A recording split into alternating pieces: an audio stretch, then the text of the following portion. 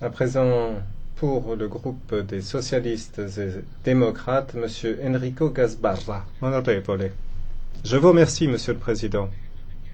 Nous avions souhaité qu'intervienne cette question orale afin de comprendre pourquoi, 2 ans après l'adoption du traité de Marrakech, l'on n'est pas parvenu à retirer tous les obstacles qui entravent le chemin des personnes en situation de handicap visuel.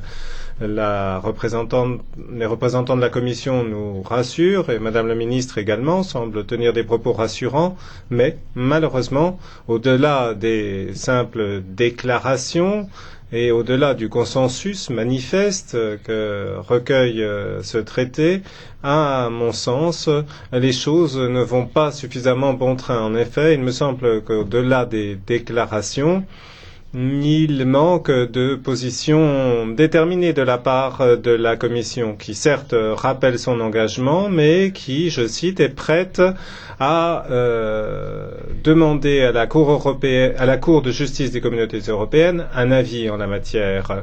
Or, il me semble certes que l'adoption du traité est importante, mais pour la ratification, l'accord des États membres semble manquer. Par conséquent, il semble légitime, comme l'a rappelé le rapporteur Slobodan, que je remercie, il semble légitime, par conséquent, de se poser la question de savoir pourquoi ce traité risque de finir dans les oubliettes. Il risque en effet de finir aux oubliettes et surtout, il risque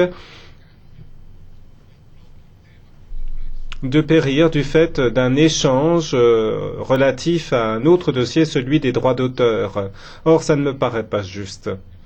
Par conséquent, je m'associe aux propos tenus par la personne intervenue avant moi et j'invite le Conseil à nous livrer un calendrier et à nous indiquer si elle entend prendre un engagement prioritaire afin d'une ratification dans les plus brefs délais de ce traité. Je vous remercie. Grazie, onorevole Gasbarra. Merci, Monsieur Gasbarra.